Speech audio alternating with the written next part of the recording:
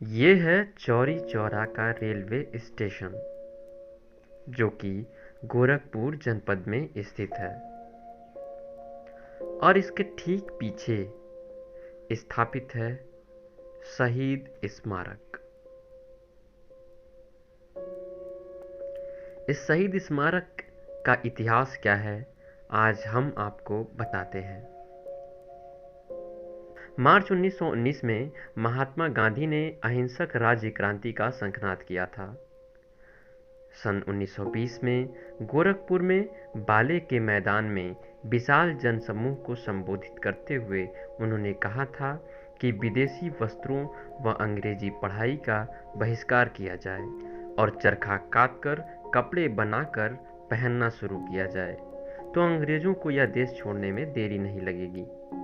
हमें गुलामी की जंजीर तोड़ देना उतना ही जरूरी है जितना सांस लेने के लिए हवा। गोरखपुर एक ऐसा जिला था जिसमें कांग्रेस संगठन नीचे से ऊपर तक पूर्ण और मजबूत था। यहाँ ताड़ी, शराब, गांजा और विदेशी कपड़ों की दुकानों पर सत्याग्रह शुरू किया गया। इसी क्रम में सहजनवा और चौरी चौरा स्थित प्रमुख बाजारों में सत्याग्रह चलाने का निश्चय किया गया। चौरी चौरा उस समय विदेशी कपड़ों का बहुत बड़ा बाजार था, इसलिए यह स्वाभाविक था कि यहाँ सत्याग्रह काफी गंभीरता और विशिष्ट तैयारी के साथ शुरू किया जाता।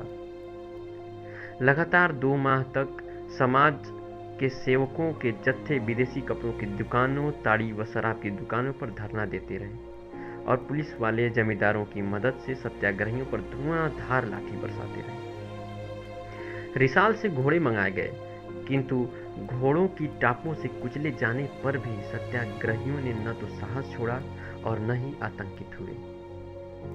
पंडित मोतीलाल नेहरू, जो इस क्षेत्र के सत्याग्रह के सूत्रधार थे, ने आदेश दिया कि बड़े जत्थे के बजाय सत्याग्रही छोटे छोटे जत्थों में भेजे जाएं और जब एक जत्था पिट जाए तो जो दूसरा जत्था आगे बढ़े।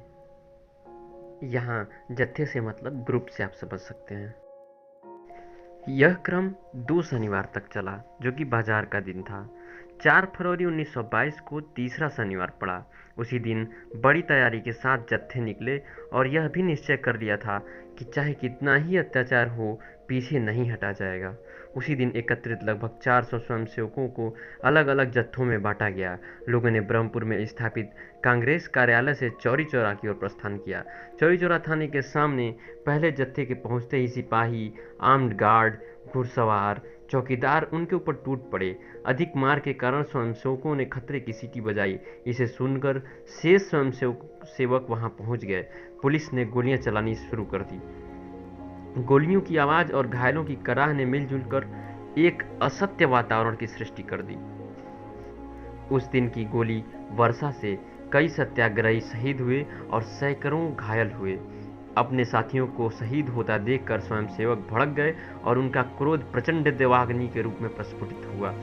पुलिस की गोलियां खत्म हो गईं और वे थाने में जा छिपे। किसी ने मिट्टी का तेल डालकर थाने में आग लगा दी। देखते ही देखते भीतर बंद पुलिसकर्मी एवं दरोगा के साथ थाना धू धू कर जल उठा। थोड़ी देर बाद वहां केवल राख शेष रहा। दरोगा की पत्नी को छोड़कर 23 पुलिसकर्मी को जान से हाथ धोना पड़ा। गांधी जी ने इस घटना से विचलित होकर सत्याग्रह आंदोलन स्थगित कर दिया। इसके बाद राजद्रोह के आरोप माथे पर लिए इस क्षेत्र के लोग वर्षों तक नाना प्रकार के कष्ट और सजाएं भोगते रहे।